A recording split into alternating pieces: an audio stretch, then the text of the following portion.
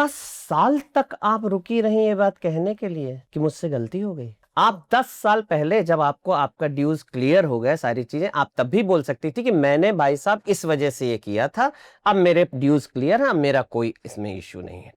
जब big boss की चर्चा हो रही थी और मैंने जब शिल्पा शिंदे मैम का नाम लिया तो आपने बोला कि उनके बारे में हम लोग और बात करेंगे। अब मैं पूछना चाहता हूं आपसे, आप अगर चाहें तो जवाब दें जी। या ना दें। अभी चूंकि ये आपकी इंडस्ट्री की ही हैं और कहीं ना कहीं आपने उनके साथ काम किया होगा, आप जानते होंगे।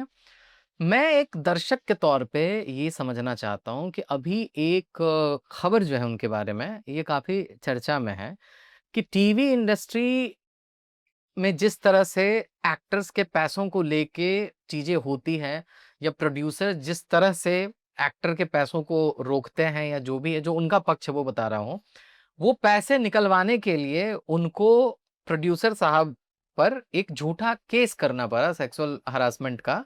और वो कई सालों के बाद अब उसको अपनी एक गलती मान के ये बोल रही है कि अगर मैंने वो नहीं किया होता तो शायद वो मेरे पैसे नहीं निकलते और मेरे लिए वही एक आखिरी रास्ता बचा था। इसको आप कैसे देखते हैं? इस पर क्या आपका टेक है? देखिए क्या है, एक ऐड आता था बहुत पहले टीवी में, हाँ आप सबने भी देखा होगा। वो ऐड क्या था, शिल्पा 4 चांद लगाए, बिंदी का ऐड था। शिल्पा 4 चांद लगाए, लेकिन किसी ने ये नहीं सोचा था कि कभी आपको कहना पड़ेगा कि शिल्पा 4 दाग लगाए। ठीक है, अब आपकी बात पे मैं आता हूँ। शिल्पा शिंदे चलो बहुत मजबूर थी, मजबूरी थी, उन्होंने मजबूरी में एक इल्ज़ाम लगा दिया, ठीक,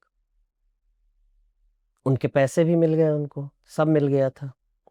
उसके बाद 10 साल तक आप रुकी रही ये बात कहने के लिए कि मुझसे गलती हो गई। आप 10 साल पहले जब आपको आपका ड्यूज क्लियर हो गए सारी चीजें, आप तब भी बोल सकती थी कि मैंने भाई साहब इस वजह से ये किया था, अब मेरे ड्यूज क्लियर है, अब मेरा कोई इसमें इश्यू नहीं है। ठीक, उस प्रोड्यूसर की आप सोचिए जिसके 10 साल उसकी सोशल लाइफ, उसकी पर्सनल लाइफ क्या रही होगी।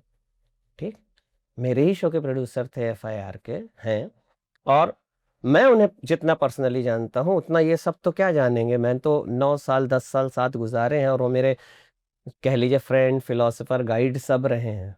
और मैं अगर आज कॉमेडी में जो जाना जाता हूं उसके पीछे उनका बहुत बड़ा हाथ है। मैं तो हमेशा बोलता हूं उनकी वजह से हूं मैं। लेकिन 10 साल बाद आप आ जाके ये बोल रही हैं, वो आदमी 10 साल तक जहां जाता रहा होगा, किसी पार्टी में, किसी सोशल गैदरिंग में या कहीं भी, तो लोग तो यही समझ रहे हैं ना जो आपने कहा था।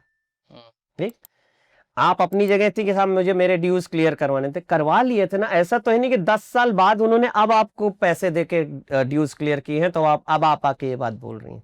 तो ये चीज कितनी गलत है, ये कितनी गलत है कि ये तो चलो गलत है कि आपको पैसे नहीं मिल रहे थे, लेकिन आपको मिल गए, जब उसी समय मिल गए आपको, तो उसके बाद तो आपको आना चाहिए था तब सामने, तब बोलना चाहिए था ना आपको ये बात, जो बात आप आज बोल रही हैं, विच इज वेरी रॉन्ग।